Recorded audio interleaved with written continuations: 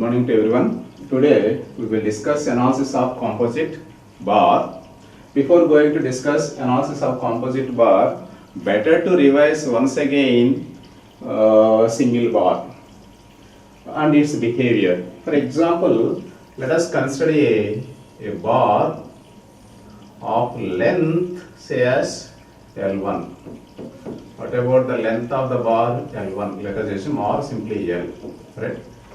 A force of magnitude is P is applied axially. Its deformation, let us assume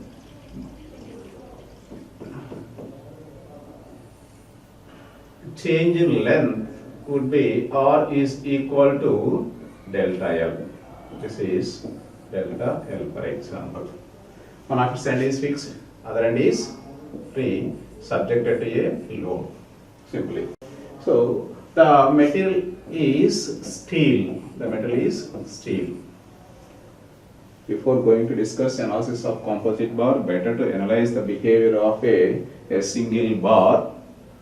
For that, we know the elongation or the strain in a bar is equal to change in length by original length, and stress is that is equal to applied load by cross sectional area. We know that. From the Hooke's law, the stress is directly proportional to strain. Stress is directly proportional to strain. The proportionality is replaced by one constant that is equal to E. So finally, the Young's modulus E is equal to stress by strain. We know that.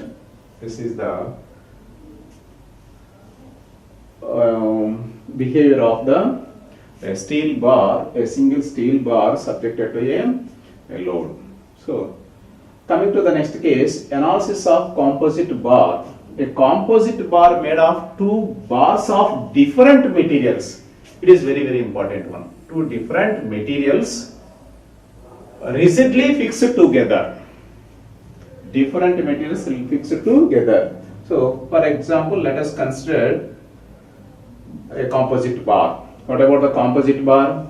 So, as usually, one of its material is steel. Am I right? This is the steel.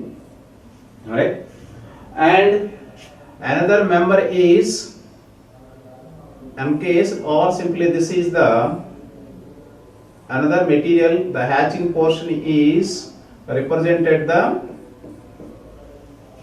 another material. Say this is the, for example, steel. This is the copper. Both ends are fixed, for example, one case. Then one of its end is applied a force P. Simply, a composite bar made of two bars of different materials rigidly fixed.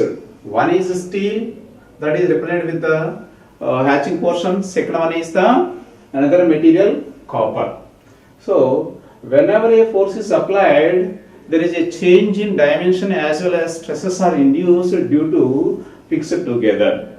Again, we have to calculate the stress in the steel, alright, and strain in the steel, and stress in the copper, and strain in the copper. I think that this animation gives the better idea to know the composite section or composite bar. Let us consider one is the aluminum, second one is the steel, as we know that. Both are fixed together. Such type of a bar is called as composite bar. If you observe this one, simply its elongation is caused by the applied force 200 kilonewtons is delta L. Its change in length is delta L caused by the applied load. So that is the composite bar. Where we find the applications? We find so many applications in various industries, such as composite bars are used in industries such as, first one is the biometric strips, bimetallic strips. So bimetallic strips are used for control the temperature in refrigerators. Biometallic strips used for temperature control in refrigerators. So simply it is one of the best example for the composite bar. This is the biometallic strip as shown in figure. Coming to the RCC columns and slabs, it is in which cement concrete is reinforced with the steel to share the tensile load. To share the tensile load, as concrete is brittle material and take up of the compressive load. The second best example for the composite bar is the RCC columns or slabs. We know that in our buildings, some of the beams are there, some of the columns are there, which are reinforced with the steel members. Combination of two different materials as a whole or as a single bar. That is the one more example for the columns. Coming composite bar. Coming to the next one is the flitched beams. It is particularly used in the hill areas for house constructions. This is the best example for the composite bar. It means simply we find the various applications in industry.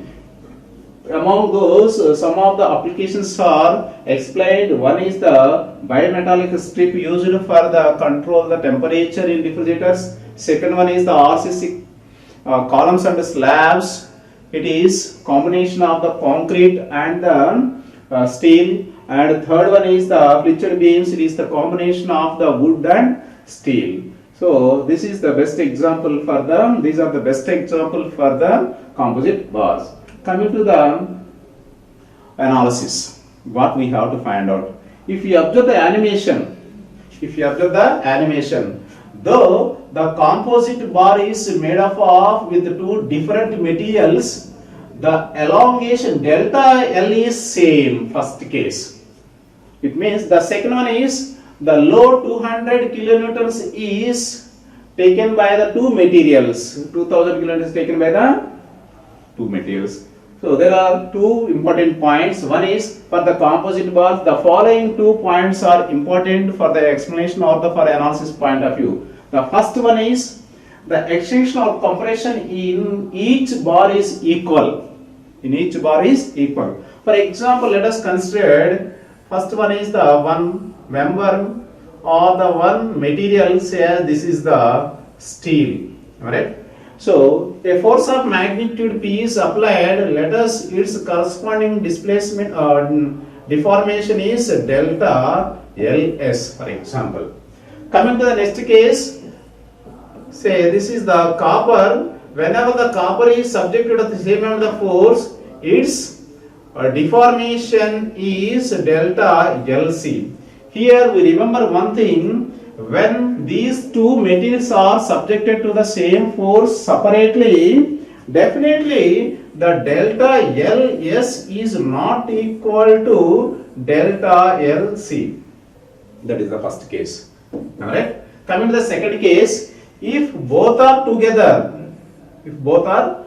this is the first material, this is the second material, this is the copper, this is the steel. If both are together or fixed together, if it is subjected to a same amount of force, definitely in a particular case, the deformation or the strain is same. The strain is same. That is equal. It means delta Ls is equal to delta Lc, or strain in the steel member is equal to strain in the copper.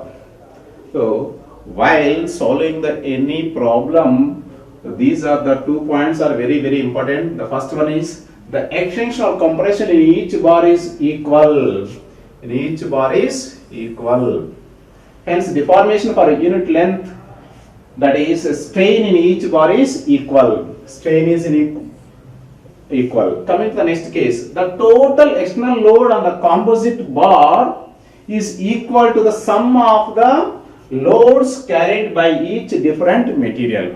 It means, for example, suppose that is total load. The load the external load applied on the composite bar must be equal to sum of the loads taken by the or carried by the individual members, that is P is equal to PS and PC. So this is the second case. So what are the two important points? One is the strain is same whenever a body is or composite bar is subjected to a load, alright? That is strain in the first material is equal to strain in the second material. Second one, the second one is the load or the total load applied on the composite bar is equal to sum of the forces or the sum of the loads carried by each individual material or different material. So these are the important points. Remember these 2 points while solving the problem. For better understanding, let us see the stress in composite bar. Coming to the first case. So what about that? We know that this is the animation. It gives the better explanation. So the green color material represented by the aluminum, the red color represents the steel material. Both are fixed together at their ends. So both are fixed together at their ends. First case. Whenever a load P is equal to 200 kilonewtons applied on the composite bar, it is elongated. It is elongated. Its elongation is delta L. Its elongation is delta L. It means the change in length in aluminum is equal to change in length in steel, because both are fixed together. That is the first case. Second one, we applied a force of magnitude P is equal to 200 kilonewtons is equal to sum of the loads carried by individual, that is PA and PS. That is represented by the equation number 1. The total load on the composite bar is equal to the sum of the load carried by 2 bars. That is the first case. As we know that strain in the aluminum is equal to strain in the steel. That is the second point. From that you can calculate the unknown values or whatever the values you are going to determine. Coming to the one problem. A brass bar of 40 mm diameter is completely encased in a steel tube. What are the materials? One is the brass, second one is the steel. These are two different materials of outside diameter 60 mm so as to make a composite bar. As we know that a composite bar is made of two different materials fixed together. Here, what are the two different materials? One is the brass, second one is the steel. Right? So, of length 400 mm, assembly is subjected to a compressive load such that the stress developed in brass bar is given. So the stress in the brass bar is 50 megapascals. How much compressive load is applied on the composite bar? Then what is the stress developed in the steel tube, because the stress developed in the brass is given, and its Young's modulus is given as Young's modulus of steel S is equal to 2 times Young's modulus of the brass, which is equal to 100. That is given here, just forget it, 100 gigapascals. What is the change in length of the composite bar? What is the change in the length of the composite bar? It is to be calculated.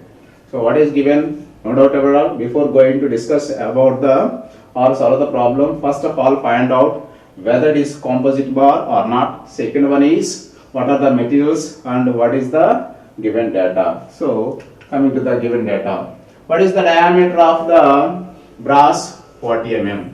Then you can calculate the area of the brass. As we know that 5 by 4 dV whole square, pi by 4 dV whole square. That is equal pi by 4. Alright. What about the dV? 40 whole square.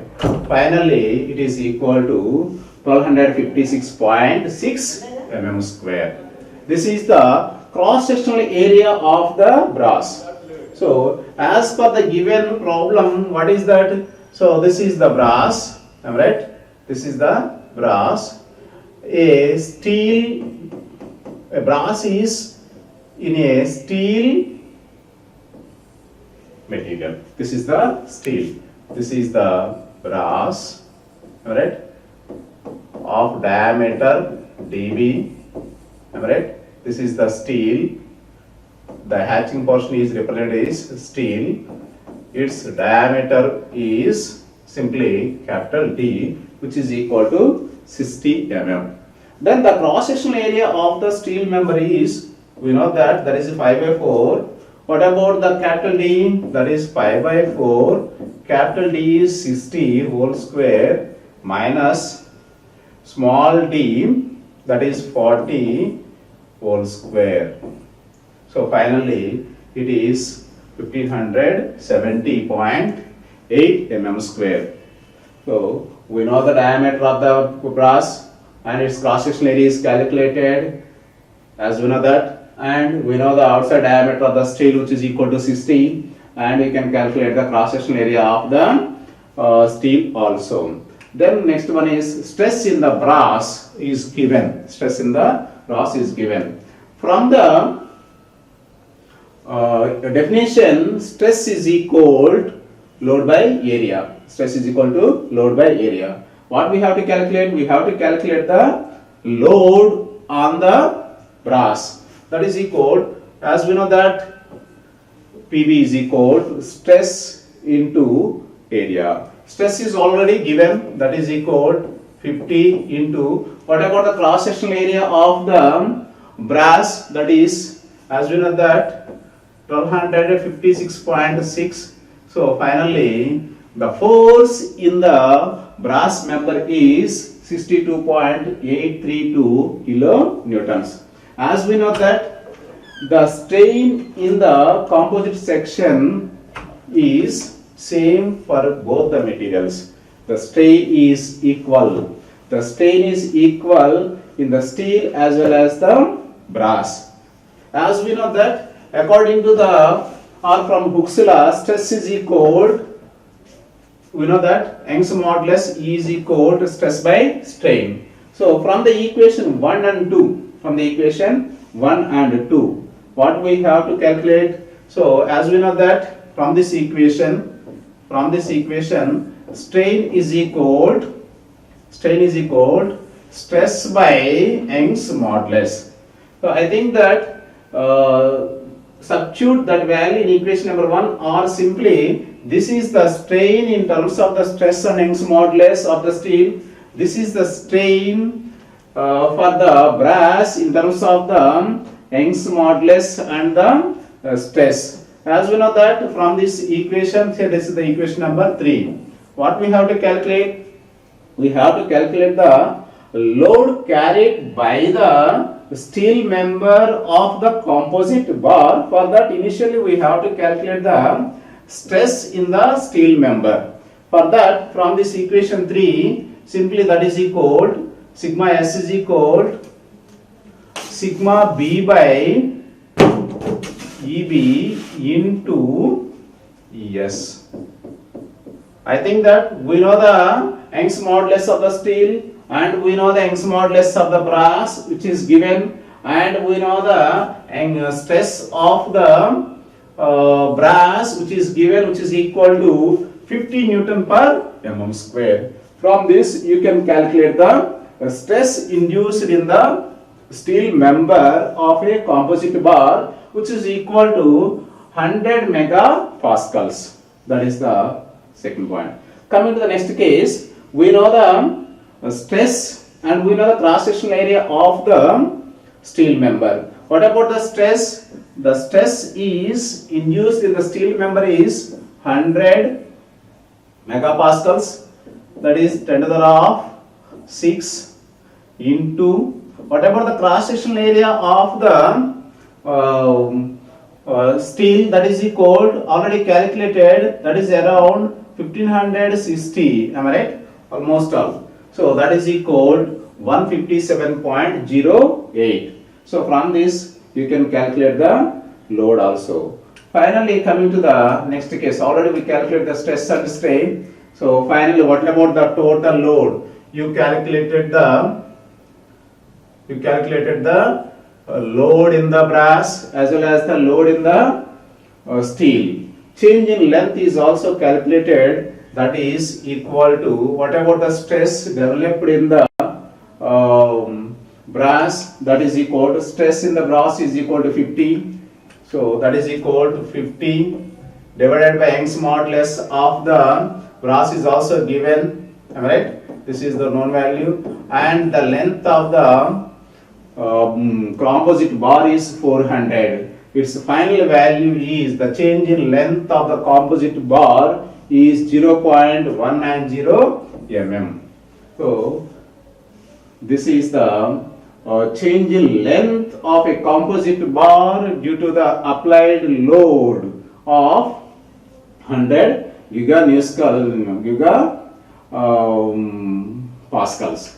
Coming to the next example. This is the one more example for the composite section. The concrete post, in generally we observe the columns in our buildings. So that is the combination of steel, am I right? This is the steel bars and the concrete. A column or concrete column or a slab is combination of steel and the concrete. So coming to the problem, the concrete post in figure A is reinforced axially with 4 symmetrically placed steel bars. What about the first material? Let us say this is the material 1 is steel. Each of cross sectional area is 900 mm square. This is the second one. Compute the stress in each material. It means you have to calculate the stress in the steel members and stress in the concrete. When the composite bar is subjected to a load of 1000 kilonewtons actually, the modulus of elasticity are 200 gigapascals into 10 to the power of 9 Newton per meter square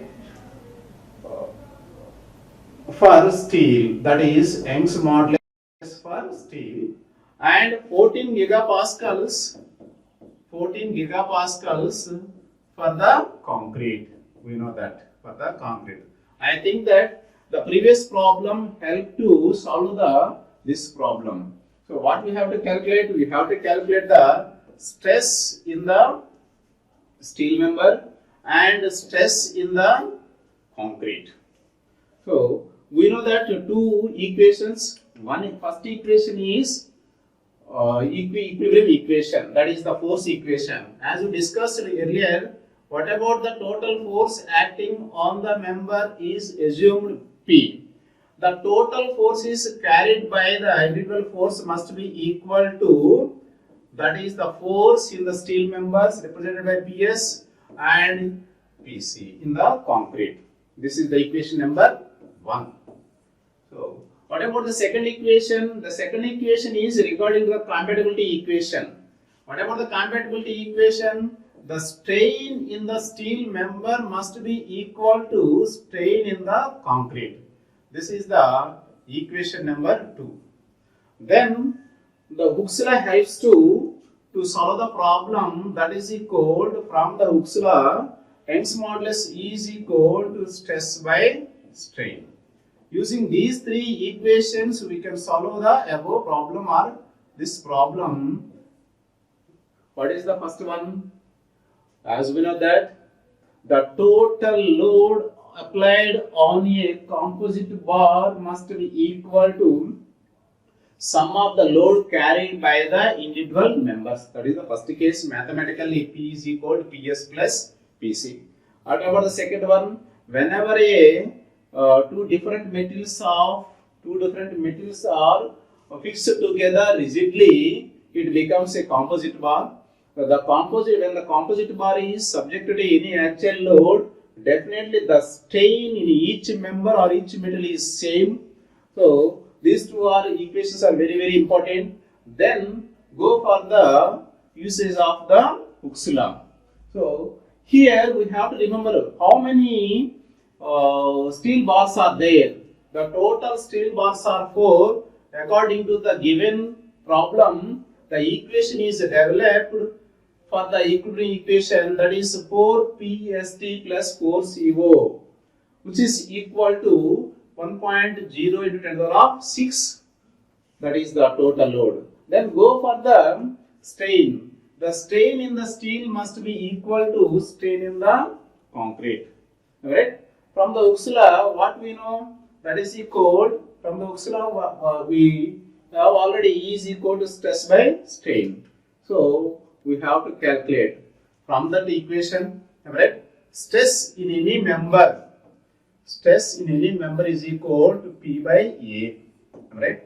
For example, just I would like to write the P in terms of stress and area, that is equal to load into area. So simply the force P is equal to PC is equal to stress in the concrete into cross-sectional area of the concrete plus similarly stress in the steel and cross-sectional area of the steel. Alright, I think that we know the cross-sectional area of the concrete as well as we know the cross-sectional area of the steel, and total load is also known. What we have to calculate stress in the concrete as well as the stress in the steel. To calculate the stress in the concrete and the steel, we are going to use the strain in the composite bar. As we know that strain in the steel is equal to strain in the concrete. So for that, say what about the Young's modulus? E is equal to stress by strain. Simply strain is equal to stress by Young's modulus. I think that for this, the strain in the steel is represented by sigma S divided by S, which is equal to EC is equal EC by sigma C by ES. Therefore, sigma S is equal sigma C by EC into ES. I think that we know the ES and EC. Sigma S in terms of EC. We found the stress in the steel members in terms of the stress of. From this equation, from the equation number 2, you calculate the stress in a steel member is equal to stress in terms of copper. That is substitute in equation number 1. That is substitute in equation number 1. That is equal simply, what about that? We know the sigma C and AC plus, which is equal to sigma S is equal to sigma C by EC into ES into AS. Once you know the P value, in this equation you know the P value, you know the AC value, you know the EC value, S value and AS value. So you can find out the sigma C from this equation. Then the sigma C is substituted in any one of the equations, say this equation number 3, then you can calculate the sigma S also. So from these two equations, from the equation number 1 and from equation number 2, you can calculate the stress in the steel member represented by sigma S and stress in the concrete. That is the procedure to solve the above problem. So first what we have to remember, the load carried by individual members must be equal to sum of total load, and strain in the steel bar must be equal to strain in the concrete. That is the main points. Those are the main points in this case. Let us continue in the next class.